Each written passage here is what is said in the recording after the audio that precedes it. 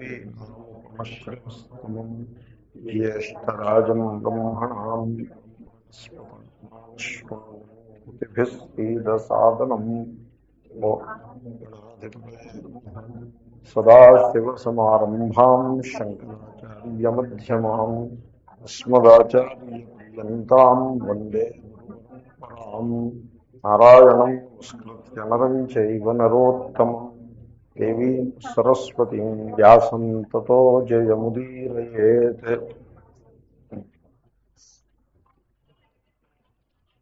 67 అయిపోయిందా? 68లో ఉన్నామండి. ఉందాము. తస్మాత్ యస్య మహాబాహో నిగృహీతాని సర్వశః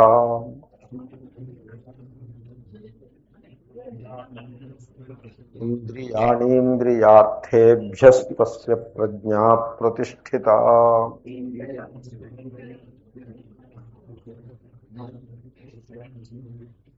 59వ శ్లోకం దగ్గర ఇంద్రియ నివృత్తి మూలక స్థిత ప్రజ్ఞత అనే ఒక లక్షణం చెప్పడం ప్రారంభమైంది.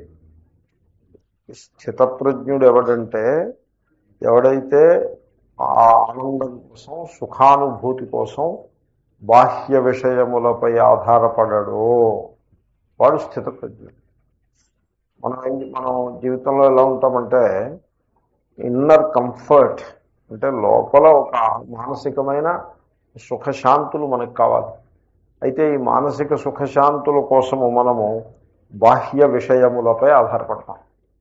ఎలా ఆధారపడతామంటే, కంటితోటి ఏవో కొన్ని చూస్తూ ఉండాలి, చెవితో వింటూ ఉండాలి, ముక్కుతో ఆఘ్రాణిస్తూ ఉండాలి, తర్వాత చర్మములకు చక్కటి సోఫాలు, పరుపులు, ఇవన్నీ పెద్ద పెద్ద వ్యవహారం. సో బ్యాక్ పెయిన్ వచ్చి డాక్టర్ దగ్గరికి వెళ్తే మొట్టమొదటి చెప్పేది ఏమిటో తెలుసునండి, హార్డ్ సర్ఫేస్ మీద పడుకోమని చెప్తాడు. అది the first thing he will. అని ఇంకా కొంచెం ఇన్వెస్టిగేట్ చేస్తే, మీరు ఈ బాగా ఈల్డ్ అయిపోయేటువంటి పరుపుల మీద, సోఫాల మీద పడుకోబట్టే మీకు ఇది వచ్చింది అని కూడా చెప్తారు. కాబట్టి హార్డ్ సర్ఫేస్ అంటే ఈ బండరాయి మీద పడుకోమని కాదు. ఇప్పుడు దాని మీద ఈ బరకం కానీ ఆ చాప కానీ వేశారనుకోండి, it is hard at the same time reasonably soft. Lie down అన్నమాట. ఒక్క 3 రోజులు పని చేయండి, నడుములోకి పోతుంది అని చెప్తాను. కాబట్టి ఏం తేలింది దీన్ని బట్టి? కాబట్టి ఈ విధంగా సో ఇంకా ఆహారం చెప్పనక్కర్లేదు. రసం జితే రసే జితం సర్వం అని దత్తాత్రేయ మహర్షి అంటారు ఒక సందర్భంలో. కనుక సో ఇంద్రియ భోగములపై మనం ఆధారపడతాం. ఆ ఇన్నర్ కంఫర్ట్ కోసం ఇంద్రియ భోగాలపై ఆధారపడతాం. సో చిత్రం ఏంటంటే, ఇంద్రియ భోగాలను మీరు ఎంత అధికంగా సేవిస్తే అంత అధికమైన హాని కలుగుతుంది. ఆరోగ్యానికి ఫిజికల్గా హాని కలుగుతుంది. మనస్సుకి అంత అధికమైన టెన్షను, యాజిటేషన్ పెరిగిపోతుంది. తప్పిస్తే విశ్రాంతి లభించదు. స్వామి వివేకానంద మాట అన్నారు, ఈ సత్యాన్ని మానవుడు హిస్టరీలో ఎప్పుడూ తెలుసుకోలేదు అన్నారు. ఇంద్రియ భోగముల వెంట పరిగెత్తడంలో ఏ ఆనందానుభూతిని నీవు కోరుతున్నావో అది నీకు లభించదు అనే ఈ సత్యాన్ని మానవ చరిత్ర చూసినట్లయితే ఈ సత్యాన్ని ఇంతవరకు మానవుడు నేర్చుకోనే లేదు అని అన్నాడు ఆయన. కాబట్టి అది ఒకటి. ఇది డిపెండెన్స్ అంటారు దీన్ని, సైకలాజికల్ డిపెండెన్స్ అంటారు. మానసికమైన పరాధీనత, శారీరకమైన పరాధీనత కాదు. శారీరకమైన పరాధీనతని అది ఎవళ్ళకి తప్పదు. మహారాజుకి తప్పదు, అతి సామాన్యుడికి తప్పదు. ఎందుకంటే మీరు బట్టలు దొరుకోవాలంటే చాకలే ఉతికి పెట్టాలి. మీరు భోజనం చేయాలంటే రైతు దున్ని పండించాలి. సో మీరు కారు నడుపుకు వెళ్ళాలంటే ఎవరో రోడ్లు వేయాలి. ఈ విధంగా శారీరకమైన ఇంట్లో కూడా మీరు కప్పు కాఫీ తాగాలంటే ఎవరో తయారు చేసి ఇవ్వాలి. పోనీ మీరు తయారు చేసుకోవాల్సిన సాధన సామగ్రి ఇంకోళ్ళ మీద సంపాదించాలి. సో ఈ విధంగా ఈ శారీరకమైన పరాధీనత ఏదైతే కలదో దానివల్ల ఎవరికి కష్టం ఉండదు. ఓ పూట 2 మెతుకులు పెట్టడానికి ఎవరికి ఇబ్బంది ఉండదు. అది ఎలాగోలా సంపాదించుకోవచ్చు. అది సాధు జీవితంలో ఆ సత్యం దృఢంగా అనుభవానికి వస్తుంది. ఎలాగోలా 2 మెతుకులు సంపాదించుకుని బతకడం పెద్ద కష్టం. ఏదో కొంచెం ఇటు కొంత అడ్జస్ట్ అవ్వాల్సి ఉంటుంది. అది సమస్య కాదు. సాల్డ్ బియ్యం ఉడకేసుకు తినడం సమస్య కాదు. సమస్య ఏమిటంటే మానసిక పరాధీనత. We are psychologically dependent upon these comforts.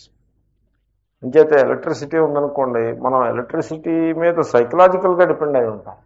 Physical dependence comes later. ముందు సైకలాజికల్గా మనం ఎడిక్ట్ అయిపోతాం. నిజానికి మనందరూ కూడా ఇక్కడ అందరూ పెద్దలు ఉన్నారు, ఎలక్ట్రిసిటీ అంటే ఏమిటో తెలియకుండా ఎన్నో సంవత్సరాలు సుఖంగా జీవించిన వాళ్ళే వీళ్ళందరూ కూడా. నేనే జీవించానంటే నాకంటే పెద్దలు ఉన్నారు ఇక్కడ. కాబట్టి ఎలక్ట్రిసిటీ ఉండేది కాదు. మా గ్రామంలో ఎలక్ట్రిసిటీ రావడం నేను ఎరుగుతున్నాను. అంతకుముందు ఎలక్ట్రిసిటీ ఉండేది కాదు. We never miss it, but today we miss it. Cell phone అనే కల్పన కూడా ఉండేది కాదు మనస్సులో. సెల్ ఫోన్ అనే కల్పన, you can't even imagine that there is such a thing. But today it is suppose to be most important item. కాబట్టి మనిషి అలా పరాధీనుడైపోతూ ఉంటాడు. ఈ మానసిక పరాధీనత, this is the greatest curse of humankind. ఈ సత్యాన్ని మనం తెలుసుకోనంత వరకు ఆ మానసికమైన స్వాతంత్ర్యం, ఫ్రీడమ్ మనకు ఉండదు. తర్వాత ఇది ఒక పరాధీనత. అది ప్రధానంగా దాన్ని చెప్పారు ఇక్కడ. ఆ 59వ శ్లోకం దగ్గర మొదలుపెట్టి అదే చెప్పుకొస్తున్నారు. ఇంద్రియాణం విచరతాం ఎట్సెట్రా ఎట్సెట్రా. ఇప్పుడు దాన్ని ఉపసంహారం చేసేస్తుంది. చెప్పింది చాలు అని ఆ టాపిక్ని it is coming to an end, at least in this chapter. మళ్ళీ ఇంకో చాప్టర్లో మళ్ళీ పికప్ చేయొచ్చు. సో ఆ శ్లోకానికి అవతారిక అందరం చూడండి. యతతో హ్యపి ఇత్యుపన్యస్తస్య అర్థస్య అనేకధా ఉపపత్తి ముక్త్వా పంచార్థం ఉపపాద్య ఉపసంహరతి. ఇంతకుముందు 60వ శ్లోకంలో ఏంటి, నేను 59 అన్నాను, 60 అంటున్నారు శంకర్లు. పర్వాలేదు, రిలేటెడే. యతతో హ్యపి కౌంతేయ అని మొదలుపెట్టారు ఆయన. అని ఉపన్యసించటం అంటే ఆరంభించటం, ఉపక్రమించటం. So he introduced a topic like that. ఏమని, సాధకుడు గురించి చెప్పారు. సాధకుడే కాకుండా భోగవాసుని వాడి గురించి చెప్పి ప్రసక్తే లేదు. వాడు భ్రష్టుడు అవుతాడని చెప్పడం గురించి అంతకంటే చెప్పేది ఏం లేదు. అలా కాకుండా ప్రవాహానికి ఎదురీది వాడి గురించి చెప్పారు.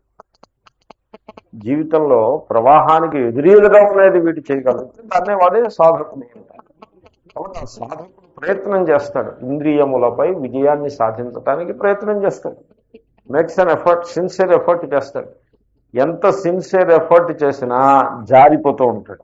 ఎంతతో హ్యపి కౌంతేయ అని మొదలుపెట్టారు.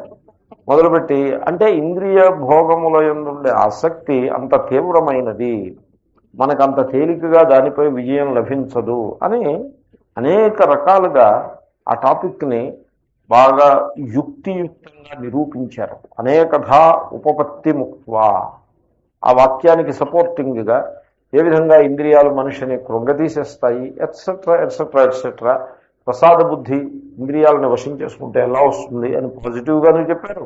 నెగిటివ్గా కూడా ఇంద్రియాణం విచరతాం, అలా వీడు కనుక ఇంద్రియాలు వాయుర్నావం వివాంభసి, సముద్ర మధ్యంలో దారి తప్పిన నావలాగా అయిపోతుంది వీడు బతుకు అని నెగిటివ్గాను చెప్పారు, పాజిటివ్గాను చెప్పి అనేక విధములైన యుక్తులను ప్రతిపాదించి ఇప్పుడు అదే విషయాన్ని ఉపపాద్య ఈ విధంగా చక్కగా ప్రతిపాదించి, అంటే ఉపక్రమము యుక్తులు చెప్పి దాన్ని ప్రతిపాదించి ఉపసంహరతి, ఉపసంహారం చేసుకున్నారు. ఇది శాస్త్రీయమైన ప్రక్రియ. ముఖ్యంగా వాక్యశాస్త్రం అని నేను మీకు నిన్న మనవి చేశాను గీత ఉపనిషత్తు సందర్భంగా. వాక్య తాత్పర్యమేమి అని మనం చూడడానికి ప్రయత్నం చేస్తాం.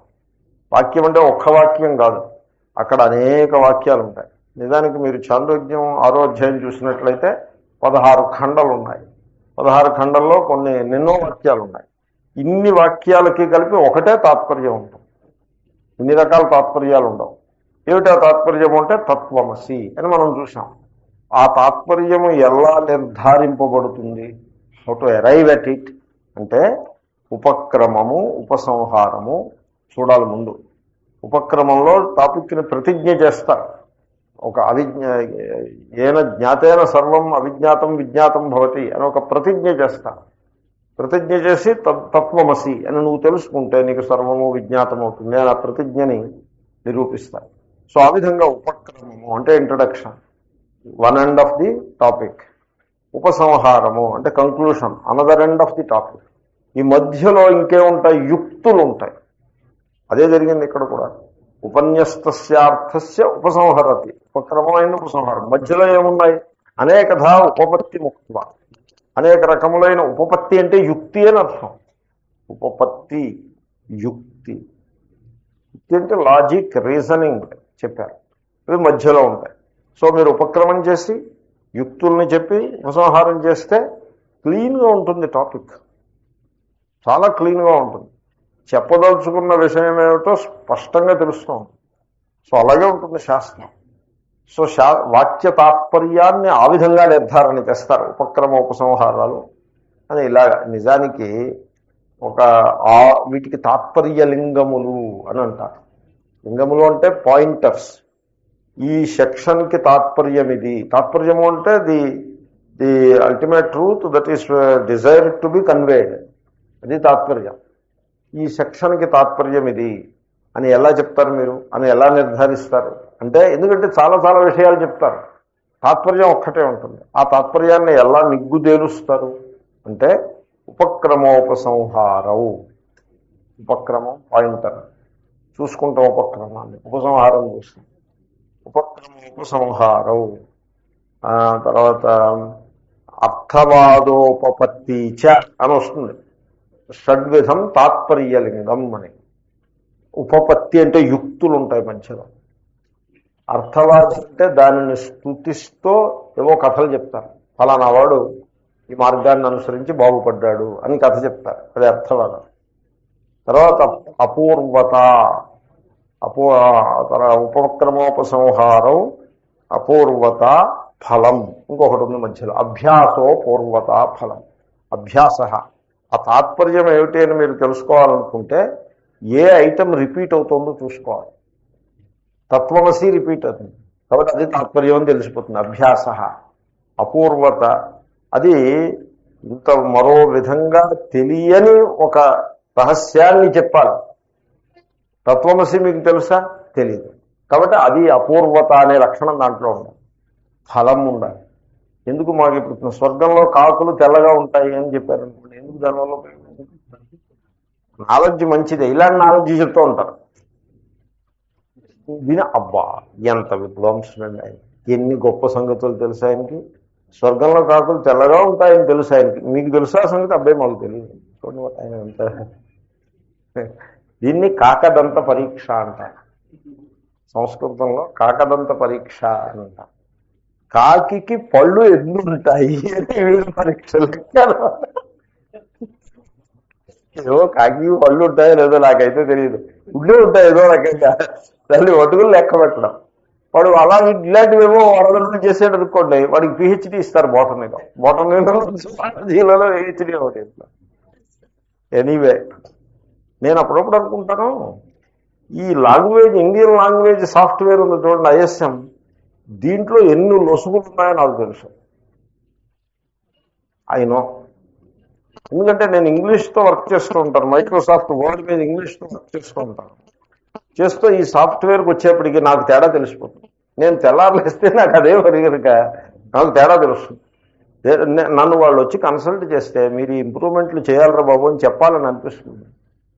అలాగే మైక్రోసాఫ్ట్లో కూడా దేర్ ఆర్ సమ్ డిస్క్రిపెన్సీస్. అవి నేను కొంతవరకు ఊహించగలను. కానీ నాకు ఇంకొక మిత్రుడు ఒకతను అక్కడ ఆశ్రమంలో, చంద్రమౌళి అని, కంప్యూటర్ విజార్డ్ అనమాట. అతను ఈ లినక్స్ ఇలాంటి సాఫ్ట్వేర్లన్నీ కూడా బాగా తెలుస్తుంది. అతన్ని మీరు మైక్రో అంటే అరగంట సేపు మైక్రోసాఫ్ట్ మీద ఉపన్యాసం చెప్తాడు. అది ఎందుకు పనికిరాదని చెప్తాడు. దాంట్లో ఎన్ని లొసుగులు ఉన్నాయో అతనికి తెలుసు. ఎనీవే, సో నాకేమనిపిస్తుందంటే ఈ ఐఎస్ఎం సాఫ్ట్వేర్ మీద ఇవన్నీ ఒక చోట ఆర్గనైజ్ చేసి ఓ థీసిస్లో లేదా పేపర్లో రాద్దామా అనిపిస్తుంది. కాబట్టి ఇలా ఉంటుంది ఈ ఎండ్లెస్ డిస్పర్షన్ ఇంటూ డీటెయిల్స్ అని అంటారు. ఈ డీటెయిల్స్ అనంతంగా ఉంటాయి, వాటిల్లో పడి కొట్టుకుపోతూ ఉంటాడు మనిషి. కాబట్టి ఫలం ఉండాలి. ఫలం లేని విజ్ఞానం వల్ల ఉపయోగం లేదు. సో స్వర్గంలో కాకులు తెల్లగా ఉంటాయో నల్లగా ఉంటాయో అనవసరం మాట, దానివల్ల ఉపయోగం ఏం లేదు. ఫలం ఉంటే ఉపయోగం. కాబట్టి ఫలవద్ విజ్ఞానం అవ్వాలి. తత్వమసి వాక్య జ్ఞానానికి ఫలం ఉందా లేదా? ఫలం లేకపోతే మనకెందుకు ఇది? తర్వాత ఉపపత్తి, అర్థవాద, ఈ ఆరు కలిసి వాక్య తాత్పర్యాన్ని నిర్ణయిస్తాయి అని మనకి ఒక శాస్త్రం ఒకటి ఉంది. సో ఇక్కడ వాటిలో 3 చెప్పారు. 6 ఉన్నాయి, దాంట్లో అన్నీ ఉండక్కర్లేదు. 6 కానీ 5 ఉండొచ్చు, 4 ఉండొచ్చు, 3 ఉన్నాయి. ఇక్కడ ఉపక్రమం ఉన్నది, ఉపసంహారం చెప్పబోతున్నారు, మధ్యలో ఉపపత్తి ఉన్నది. సో ఉపసంహారం చేస్తున్నారు. అంటే ఇంద్రియ భోగములను, అంటే భాగవతంలో ఏం చెప్పారంటే ఆ ఇంద్రియ జీవేత యావత నేంద్రియ ప్రీతి జీవేత యావత అని ఉంది. ఇంకా ఏవో పదాలు ఉన్నాయి, ప్రథమ స్కంధంలో ఉంటుంది. ఇంద్రియ భోగములు ఉంటాయి. అంటే ఏదో ఆహారము, సంగీతము, తర్వాత రూపదర్శ, ఏదో టీవీ చూడడము, ఇలాంటివేవో ఉంటాయి. ఇవి మీరు టోటల్గా పరిహరించమని శాస్త్రం చెప్పదు. ఎందుకంటే టోటల్గా పరిహరించడం కుదరదు. ఎందుకంటే జాగ్రత్త అవస్థ అంటే అదే జాగ్రత్త అవస్థ. మీరు చూస్తారు, వింటారు, తింటారు, రుచి చూస్తారు, ఇదే జాగ్రత్త అవస్థ. జాగ్రత్త అవస్థ వద్ద అలా వ్యసనాలు తింటూ పడుకుంటూ బతికేసేమని అలా చెప్పదు శాస్త్రం. కాబట్టి జాగ్రత్త అవస్థ అంటే ఇంద్రియ భోగము, ఇంద్రియ విషయ సంపర్కం ఉంటుంది. కానీ ఏమంటారంటే చూడు, ఇంద్రియములతోటి సంపర్కం పొందడంలో తప్పు లేదు ఇంద్రియ విషయముల మధ్య. కానీ ఆ సైకలాజికల్ డిపెండెన్స్, మానసిక పరాధీనత నుంచి నిన్ను నీవు కాపాడుకో. మానసికంగా ఇంద్రియ భోగములపై నీవు పరాధీనుడు అయిపోయావంటే జీవితంలో నష్టపోతావు, ప్రసాద బుద్ధి నీకు లేకుండా పోతుంది అని అలా చెప్తాను. కాబట్టి సో ఇంద్రియ భోగములను మనం ఎంతవరకు స్వీకరించాలి అంటే జీవేత యావత. దానికి ఏమీ లిమిట్ పెట్టరు శాస్త్రంలో. అది ఎవరికి వాడి కాలమాన పరిస్థితులను బట్టి చూసుకోవాలి. 50 ఏళ్ల క్రితం ఉన్నవాళ్ళు అనుకున్న పరిస్థితుల్లో వాళ్ళు కోరదగ్గవి కొన్ని ఉంటాయి. ఈరోజు అదే స్టాండర్డ్ ఈరోజు వర్కౌట్ కాదు. ఈరోజు ఇంకొక డిఫరెంట్ కైండ్ ఆఫ్ లైఫ్ స్టైల్లో మనం ఉంటాం కనుక మన స్టాండర్డ్ వేరే ఉంది. అంచేత ఎవడి తర్వాత ఇంకోటి ఒకే కాలంలో ఓ గృహంలో ఉన్నవాడి స్టాండర్డ్ ఓలా ఉంటుంది, ఇంకో చోట ఉన్నవాడి స్టాండర్డ్ ఇంకోలా ఉంటుంది. సో స్లమ్లో మకాన్ చేస్తున్న వాడి యొక్క స్టాండర్డ్ని జూబ్లీ హిల్స్లో మకాన్ చేసి స్టాండర్డ్ని మనం సమానం చేయకూడదు. Some small variations will be there. నేను ఎక్స్ట్రీమ్ వేరియేషన్స్ అంటే మళ్ళీ పొరపాటే. Small variations will be there. The bottom line ఏమిటంటే జీవేత యావత. ఎన్ని భోగాలను స్వీకరిస్తే జీవన యాత్ర గడిచిపోతుంది అంతే స్వీకరిస్తుంది. ఇప్పుడు ఏమైపోతుందంటే మన శక్తి యుక్తి కూడా అద్భుతంగా కన్జర్వ్ అవుతాయి. They get conserved. భోగాలు వాడు ఏ పని చేయలేడు. ఒక డాక్టర్ ఉన్నాడు, పొద్దున్న 7 గంటలకి పరిగెత్తుకుని వెళ్తున్నాడు. నేను అనుకోకుండా కలిసాను. స్వామీజీ నేను మళ్ళీ మిమ్మల్ని తర్వాత కలుస్తాను, చాలా అర్జెంటుగా వెళ్ళిపోతున్నానని వెళ్ళిపోతున్నాడు. ఏమిటి అర్జెంట్ అంటే సర్జరీకి వెళ్ళిపోతున్నాడు. సరే సరే నేను అప్పుడు మాట్లాడను, వెళ్ళొచ్చేసాడు. నేను సర్జరీ ఎలా అయింది, బాగానే అయింది అన్నాడు. రాత్రి ఎన్నింటికి పడుకున్నామని చెప్పాను. అంటే 2ంటికి పడుకున్నాం. రాత్రి 2 దాకా ఏం చేస్తున్నాం అంటే పార్టీకి వెళ్ళాం. సో సో చూడండి, ఈ విధంగా భోగాలు పడిపోతే వాడు ప్రాక్టీస్ చేసే సర్జరీని కూడా వాడు సమర్థవంతంగా చేయలేడు. సపోజ్ భోగాలను బాగా తగ్గించుకున్నాడు అనుకోండి, ఈ పార్టీలు ఇవి మానేసాడు అనుకోండి, ఏమవుతుంది? ఎనర్జీ కన్సర్వ్ అవుతుంది. రాత్రి 10-10:30 పడుకోవడం అలవాటు చేసుకున్నాడు అనుకోండి, పొద్దున్న 5ంటికి లేస్తాడు. 7ంటికి సర్జరీకి వెళ్ళటం అన్నది it is easy thing. Because he got up at 5, 7 అంటే వాడు చాలా ఎర్లీ, ఎప్పుడో లేచి ఉన్నాడు. 7 అంటే already it's a progress in to the day. అలా ఉంటాడు. కాబట్టి వాడు జీవితంలో వాడి కర్తవ్యాన్ని కూడా సమర్థంగా నిర్వహించగలుగుతాడు. కనుక ఇదే డాక్టర్ ఇంకా కొంత రెస్పాన్సిబుల్గా ఉన్నాడు కాబట్టి 7 గంటలకు పరిగెత్తుకెళ్ళి సర్జరీ చేసి వచ్చాడు. ఇదే వీడికి బాగా తాగడం అలవాటు అయిందనుకోండి, అవుతుంది. నో మెనీ సచ్ పీపుల్, వాళ్ళు సర్జరీ చేయలేకపోతారు, సర్జరీలో మిస్టేక్స్ చేస్తారు.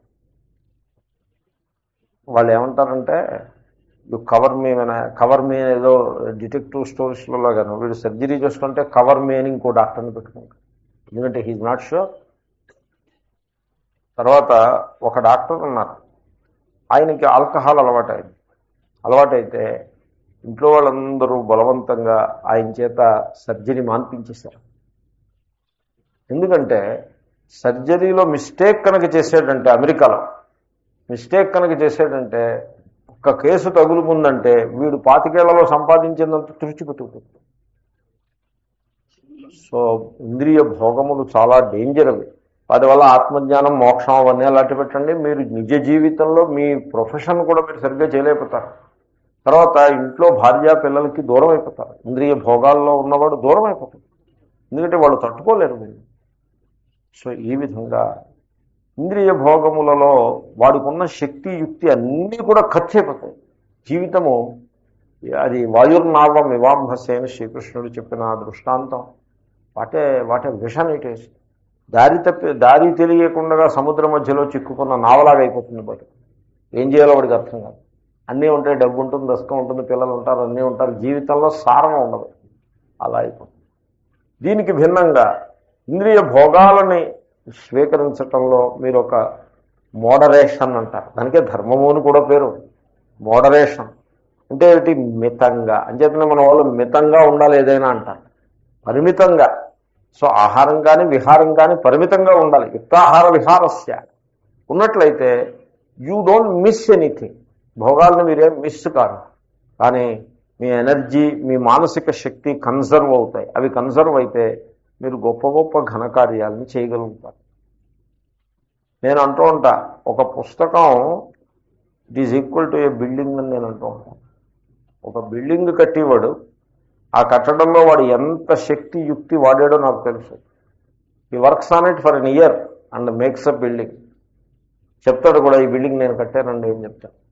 ఎంతోమంది దగ్గర చందాలు వసూలు చేయాలి, మహాత్ముల విషయం చెప్తున్నా. ఎంతోమంది దగ్గర డబ్బులు వసూలు చేయాలి. మీరు డబ్బులు వసూలు చేస్తున్నప్పుడు మీకు ఫ్రీడమ్ ఉండదు. 1,00,000 చందా ఇచ్చాడు అనుకోండి, ఆయనతో మాట్లాడి తీరుతెన్నులు ఓ రకంగా ఉంటాయి. ఒకడు 100 చందా ఇచ్చాడు అనుకోండి, ఆయనతో మాట్లాడి తీరుతెన్నులు ఇంకో రకంగా ఉంటాయి. ఇవన్నీ వచ్చేస్తాయి ఆటోమేటిక్గా. ఈ రకంగా ఇన్ని రకాల కష్టాలు పడి 10 లక్షలు సంపాదించి పాఠం చదవడానికి వచ్చిన శిష్యుల్ని, పాఠం లేదు ఏం లేదు, వాళ్ళనేమో ఇటువంటి కర్మయోగం అనే పేరుతోటి వాళ్ళని ఈ కార్యక్రమంలో దింపి ఇటుకలు లెక్క పెట్టించి, వాళ్ళ చేత సిమెంట్ బస్తాలు లెక్క పెట్టించి ఓ బిల్డింగ్ కట్టి, ఈయన కూడా పౌలు రాత్రి లేకుండా ఆ బిల్డింగ్ వెనకాల పడి 1 సంవత్సర కాలం తన తపస్సుని మానేసి ఇదే తపస్సుగా చేస్తే ఓ బిల్డింగ్ నిలబడుతుంది. ఓ పుస్తకం కూడా అంతే. ఐటెల్. సో మీకు బిల్డింగ్ కావాలా, పుస్తకం కావాలా? You see that's all. మీకు బిల్డింగ్ కావాలనుకుంటే పుస్తకం మీ వల్ల అవుతుంది. అయినా శిష్యులు లెవెల్లో పెట్టుకుని 4 పై మాటలు రాసేదో పుస్తకం రాయాలి. లేకపోతే నేను చేసిన మహిమలన్నీ నువ్వు పుస్తకం రాయని ఏమన్నా ప్రమాదం. ఉపయోగపడే పుస్తకం ఏముండదు, చాలా అధ్వానంగా ఉంటాయి పుస్తకాలు.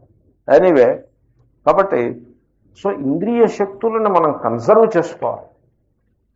చేసుకుంటే అప్పుడు ఆ ఎనర్జీ సేవ్ అవుతుంది. మెంటల్ ఎనర్జీ నేననేది, ఫిజికల్ ఎనర్జీ ఇంక్లూడెడ్.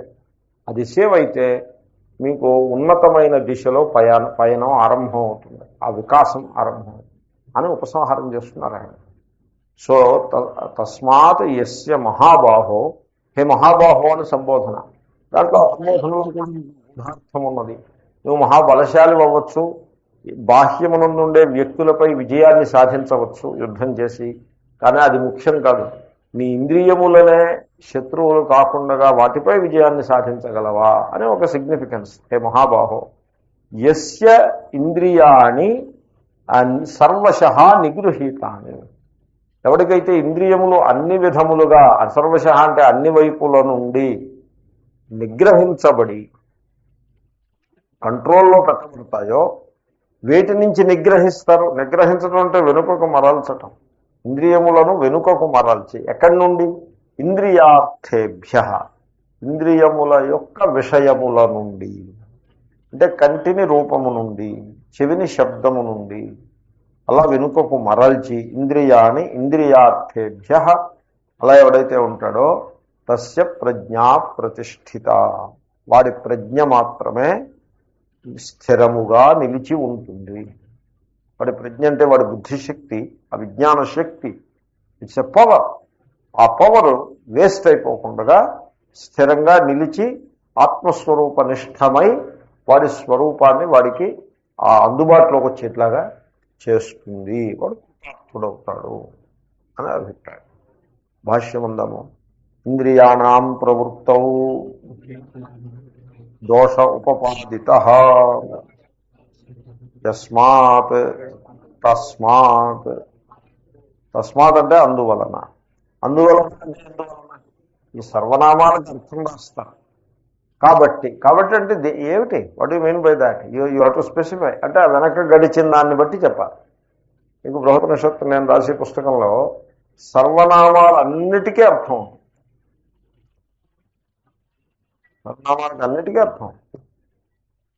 అలాగే ప్రత్యేక శ్రద్ధ వహించి కావున అని ఉందంటే అది వెరీ క్లియర్లీ ఉంటే ఇంకా దానికి ఎక్స్ప్లెనేషన్ ఉండదు. ముందు వెనకాల వాక్యంలోనే కావున ఎందువలన అనేది స్పష్టంగా తెలుస్తుంటే ఇంక కావునాకి ఎక్స్ప్లెనేషన్ ఉండదు చేతస్థంగా.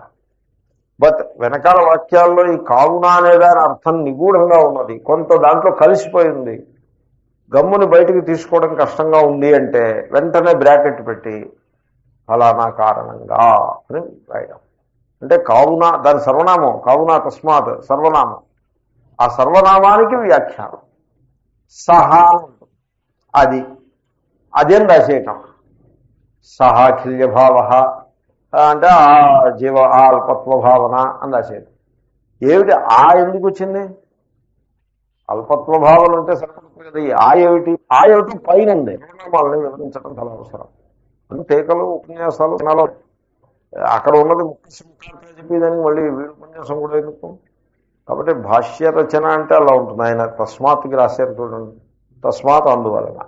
ఎందువలన అంటే ఇంద్రియాణం ప్రవృత్తో దోష ఉపపాదిత యస్మాత్ తస్మాత్. ఎందువలనంటే ఇంద్రియముల యొక్క ప్రవృత్తిలో దోషము వివరించబడినది. ఇంద్రియములను మీరు విశృంఖలంగా భోగాల్లోకి విడిచిపెట్టేస్తూ ఉంటే దాంట్లో దోషము వివరించబడినది. పైన వివరించారు దోషాన్ని, అది వివరించబడినది కనుక తస్మాత్ అందువలన యస్యయతే హే మహాబాహో నిగృహీతాని సర్వశః సర్వకారైః మానసాదిభేదైః ఇంద్రియాణి. సో హే మహాబాహో యస్య ఎవనికైతే తస్మాత్ యస్య అని ఉంది కదా. ఎవడు వీడు? ఎవడు పడితే వాడు కాదు. యతే సాధకుడు. ఏ సాధకునికైతే, సాధన చేసి వాడి మాటే. సాధన లేనప్పుడు అనవసరం. జీవితంలో సాధన ఉండాలి.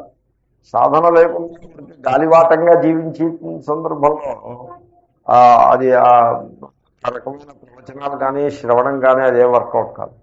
కాబట్టి సాధనా మార్గంలో ఉన్నటువంటి వాడికి హే మహాబాహో నిగృహీతాని ఇంద్రియాణి. ఇంద్రియములు నిగ్రహించబడినవి. ఎలా నిగ్రహించబడ్డాయి? సర్వశః సర్వప్రకారై అన్ని ప్రకారములుగా నిగ్రహించారు. అంటే ఎన్ని ప్రకారాలు ఉన్నాయి, ఎన్ని పద్ధతులు ఉన్నాయి నిగ్రహించడానికి? ప్రకారం అంటే మెథడ్. ఎన్ని మెథడ్స్ ఉన్నాయి అంటే మానసాది భేదై.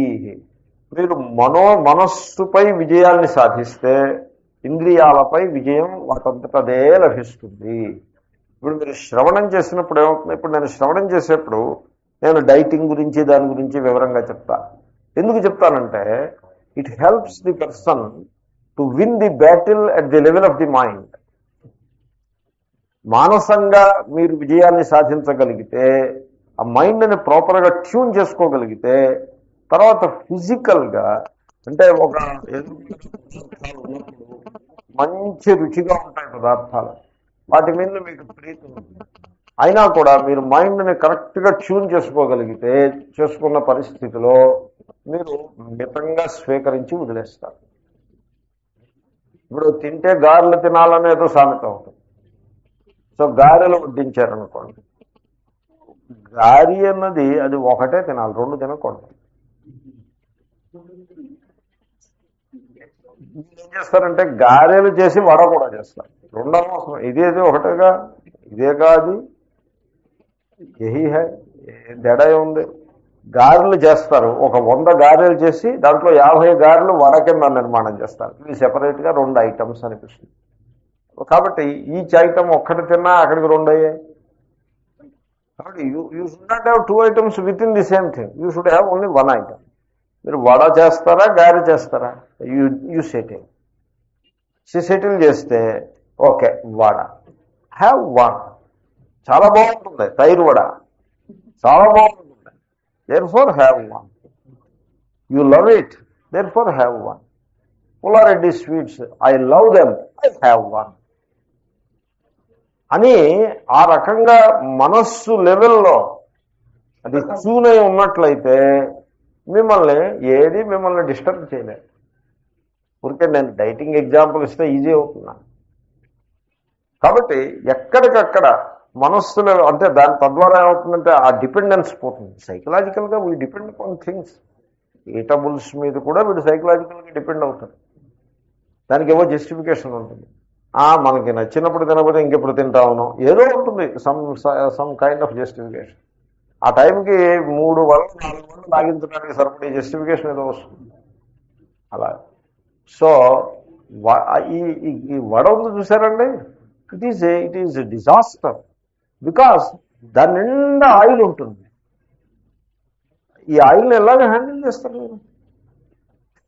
ప్రాబ్లం. ఎందుకంటే చాలా రుచిగా ఉంటుంది and you have to burn it. ఐసే ఆయిల్ అంటే it is you have to burn it. Oil burn చేయడం అంటే ఆయిల్ ల్యాంప్ వెలిగిస్తే మీకు తెలుస్తుంది ఎంత టైం పడుతుందో బర్న్ చేయడానికి. అలాంటిది ఇక్కడ ఒక దీపం వెలిగించాలి ఈ దేహంలో. అంటే అర్థమంటే ఒక కొండ ఉంటే కొండ ఎక్కువ వస్తే సరిపడుతుంది. అక్కడ ఒక గారి తిన్నదానికి కొండ ఎక్కువ వచ్చేదంత సరిపడుతుంది. అలా బర్న్ చేయాలి దాన్ని. వాళ్ళు ఓపికగా కూర్చుని అలా బర్న్ చేయాలి.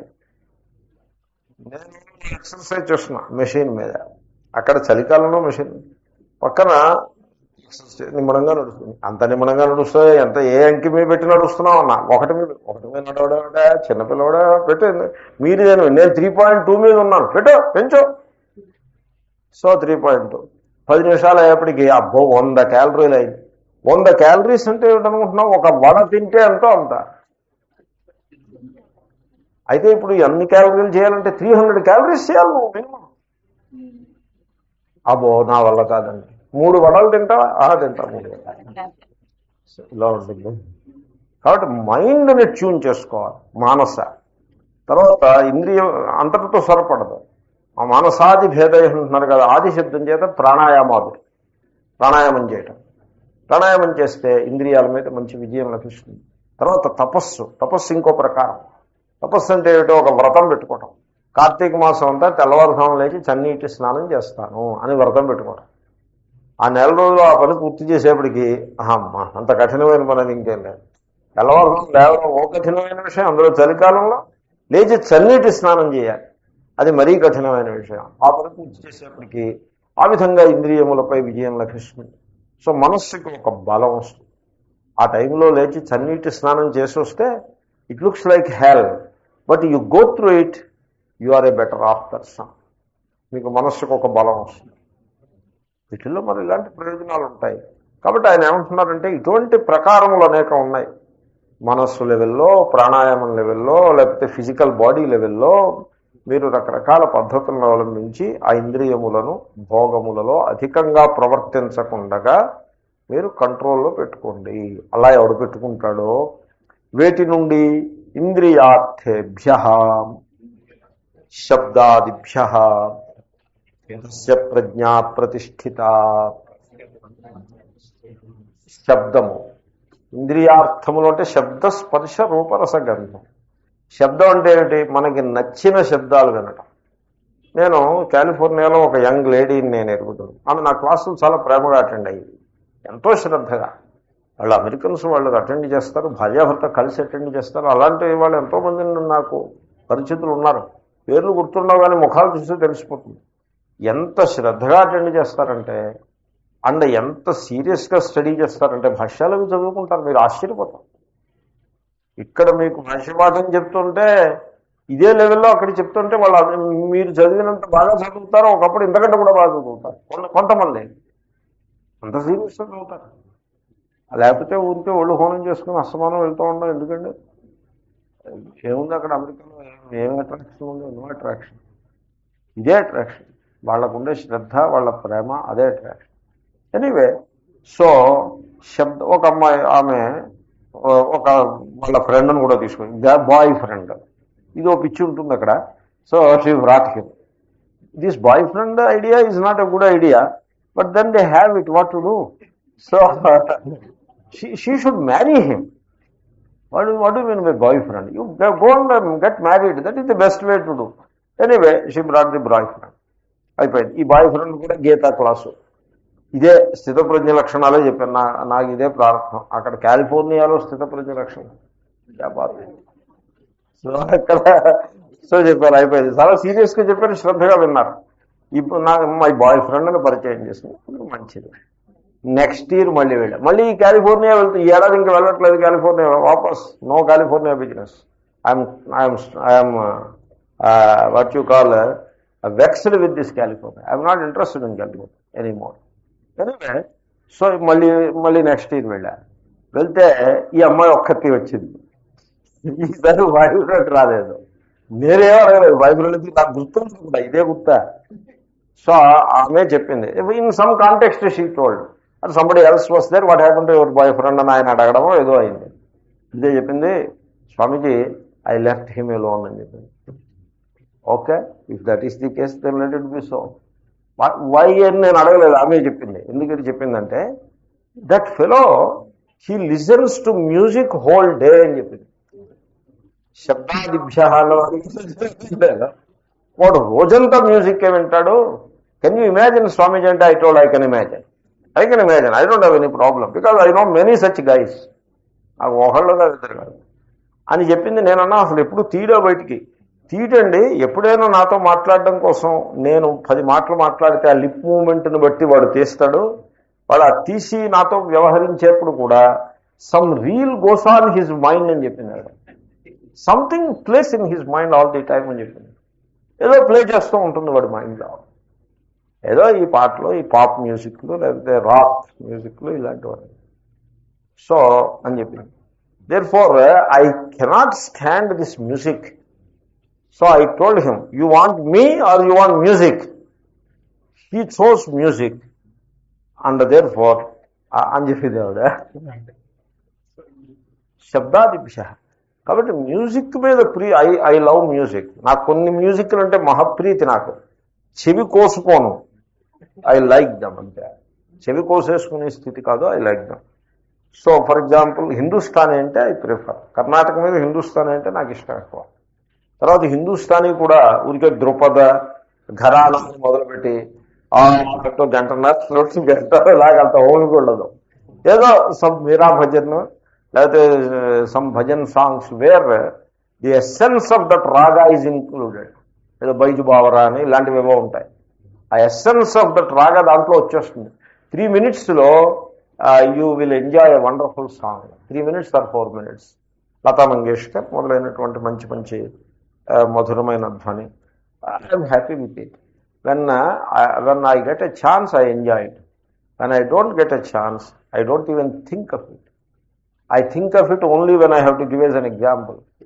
నా దగ్గర టేప్ రికార్డర్ కూడా ఉండదు, కానీ అది వినేప్పుడు మాత్రం నేను మహాప్రేమగా వింటా. సో మచ్ సో, ఒక అతను ఏం చేసేటంటే, నేను విని ఎంజాయ్ చేసేస్తుంటే, అద్భుతంగా ఎంజాయ్ చేసేస్తుంటే, అయ్యో బాబు ఇంత ప్రేమ ఈయనకి అని అనిపించేసి అతను వెంటనే ఒక టేప్ రికార్డరు 10 టేపులు కొని నా రూమ్లో పరేసాడు. అక్కడ ఇంకా అక్కడే ఉన్నాయి. నేను ఎప్పుడూ వెళ్ళలేదు, ఎందుకంటే రూమ్లో ఒక్కరిగా కూర్చుని మ్యూజిక్ వినేంత అవకాశం ఉండదు. ఆ ఇంట్రెస్ట్ కూడా లేదు సంభవం. ఎందుకు చెప్పాను ఈ కథ అంతా అంటే, మ్యూజిక్ వినడంలో తప్పు లేదు, బట్ మితంగా. Are you comfortable with it? Yes. Are you comfortable without it? Yes, no problem. అది కూడా ఒక రకమైన కైండ్ ఆఫ్ ఎలవెన్స్ ఇచ్చినట్టే. అనవసరమే మంచి మ్యూజిక్ అయితే మనస్సుకి ఒక ఎలివేషన్ ఇచ్చేటువంటిది మంచి సంగీతము, క్లాసికల్ మ్యూజిక్. తర్వాత సాహిత్యం ఉండాలి. దానికి సాహిత్యం లేకుండా మ్యూజిక్ వింటున్నాడంటే హీఈస్ ఆల్రెడీ సైకలాజికల్లీ డిపెండెంట్ అని అర్థం. మీరు అర్థం చేసుకోండి. That is the secret of it. సాహిత్యం లేకుండా వింటున్నాడంటే, సాహిత్యం ఉండి వింటున్నాడంటే ఏ పాటైనా పర్లేదు, సినిమా పాటైనా పర్లేదు, క్లాసికలే. సాహిత్యం లేకుండా ఉంటుంది పాట. చుకు చుకు చుకు చుకు రైలే అంటూ ఇలా ఉంటుంది. దాంట్లో ఇంకా అంతకంటే ఉండదు. ఏమిటి రైలు రైలు చుకు చుకు చు రైలు వెళ్తుంది. Next what, there is no next. That is all it, that is all about it. అది మహాప్రయమానం వింటూ ఉంటాడు వీడు. అంటే అర్థం వాడు ఆల్రెడీ సైకలాజికల్ డిపెండెన్స్లో పడ్డాడని అర్థం. ఎందుకంటే వాడికి మనస్సుకి ఎలివేట్ చేసే అంశం ఏం లేదు అక్కడ. కేవలం రిధిమే ఉంటుంది. ఈ రిధిమ్ లవర్స్ వీళ్ళందరూ కూడా ఈ రిధిమ్ని ఇష్టపడతారు. రిధిమ్ తప్ప ఇంకేం లేదు. That is a psychological dependence. Rhythm బాగుండొచ్చు, you may enjoy rhythm, but something must be there to elevate the mind to a higher level of consciousness తీసుకుపోయిట్లో ఉండాలి. ఏదో బ్రోచేవారెవరు రాను ఏదో ఉండాలి, సంథింగ్ లైక్ దాట్. సో ఆ మాటలు వింటుంటే హృదయం ఉప్పొంగిపోయిట్లా ఉంటుంది. మీరాబాయి భజనలు అలాగే ఉంటాయి. రాణాజీ మై గోవిందకే గుణ దాసు అంటుంది. రాణాజీ అంటే, రాణా అంటే వాడు కింగ్, మహారాజా. రాణా రూఠే, కింగ్ కోపం రావచ్చు, మరొకళ్ళకి ఏదైనా రావచ్చు, నేనైతే గోవిందుని గుణాలను గానం చేస్తూ ఉంటాను అని she declares in a given occasion. ఆ పాట వింటే ఆశ్చర్యం వేస్తుంది. అలాంటివి ఎన్నెన్నో ఉన్నాయి. సో ఎంత అద్భుతమైన వైరాగ్యం ఉంటుందంటే ఆ గానంలో. అది వినగానే అమ్మ ఇంత వైరాగ్యమా, వైరాగ్యానికి పరాకాష్ఠ అన్నట్టుగా ఉంటాయి వాక్యాలు. నాకు గుర్తు లేవు, ఈ మధ్యన వినలేదుగా, ఇది వచ్చి 6 మాసాలు అయింది, ఈ మధ్యన వినలేదు. వింటే మళ్ళీ గుర్తొస్తాయి. అద్భుతమైనటువంటి వైరాగ్యము. వైరాగ్యం గురించి ఉపన్యాసాలు చెప్తాం మనం. ఆవిడ ఒక్క మాట ఉంటుంది, ఒక్కటే మాట. మొత్తం ఆ ఒక్క మాటలో మొత్తం వైరాగ్య సారమంతా దాంట్లో. అలాంటి కానీ సంగీతం చాలా బాగుంటుంది, రాగం అద్భుతంగా ఉంటుంది. ఏ రాగమో ఏమో మనకి తెలియదు, వినడానికి ఎంతో బాగుంటుంది. ఆ పాడినది లతా మంగేష్కర్ పాడింది, ఆవిడ కూడా బాగా పాడుతుంది. You enjoy it, that is okay. అంతేకాని రాక్ అని పాప్ అని దాంట్లో గుడ్ పాయింట్స్ ఉంటే పర్వాలేదు. అలాగే మన ఈ సంగీత, క్లాసికల్ సంగీతం కూడా వీడు ఏం చేస్తాడంటే బ్రోచేవారెవరురా రామ దాన్ని వదిలేస్తాడు. ఓసారి అంటాడు, 2-3 సార్లు అంటాడు, వదిలేసి స నిస్సి నిని అని పట్టుకుంటాడు.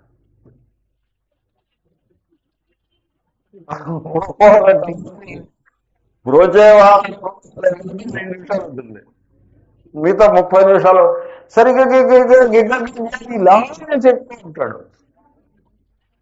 పండితులు దాన్ని అంగీకరించారు. What is this? అది పాండిత్య ప్రకర్ష అంటే. అంటే you have already taken to the music to that level where it need not elevate your thinking. అది కూడా మళ్ళీ psychological dependence. We don't need it. అంచేతనే త్యాగరాజస్వామి అలా పాడలేదని నాకు ఎవరో చెప్పారు. త్యాగరాజస్వామి ఇసస్సమ్మమ్మ ఇదేమి ఎరగడండి ఆయన. ఆయన ఊరికే బ్రోచేవారు ఎవరుగా రామా నిన్ను వినా, నన్ను బ్రోచేవారు ఎవరుగా అని అలాగే పాడుకున్నాడు తప్పించి ఆయన సాహిత్యమే పాడుకున్నాడు. కానీ సాహిత్యంతో సంబంధం లేని నిరర్థక పదజాలాన్ని ససమమ్మ అంటూ గంటల తరబడి ఈ నెవర్ డిడ్ ఇట్ అని ఒక కర్ణాటక సంగీతం అని చెప్పారు. కాబట్టి ఈ విధంగా, అలాగే డ్యాన్స్, కళ పేరుతో డ్యాన్స్ అంటూ ఉండటం, all this is unnecessary. So శబ్దాదిభ్య నిగృహీతాన్ని, అన్ని విధాలుగా మనస్సును చక్కగా ట్యూన్ చేసి శబ్దము మొదలైన వాటి నుంచి నిగృహీతాన్ని వెనుకకు లాగివేయవలను, వెనుకకు నిగ్రహించుకునవలను.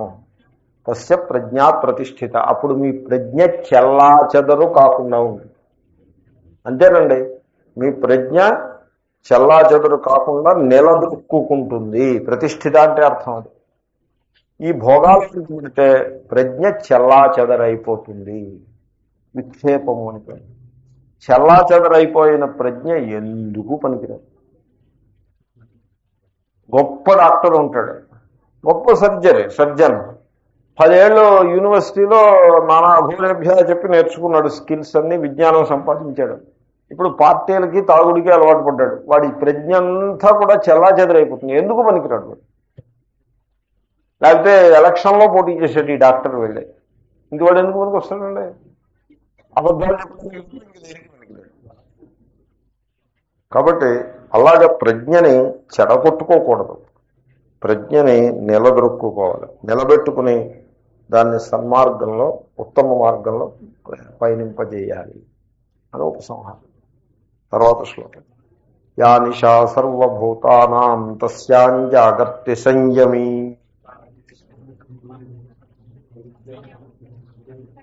యస్యాం జాగ్రతి భూతాని సా నిశా పశ్యతో మునేః. ల్యాండ్ మైన్ లాంటి శ్లోకం ఇది. ఇక్కడి నుంచి బయటపడ్డ కృష్ణ మొత్తానికి 2-3 క్లాసులు ఇది జాగ్రత్తగా బయటపడితే అధ్యాయం పూర్తవుతుంది. సో సంయమీ అని ఒకడు ఉన్నాడు. సంయమీ అంటే సంయమము గలవాడు, అంటే వన్ హూ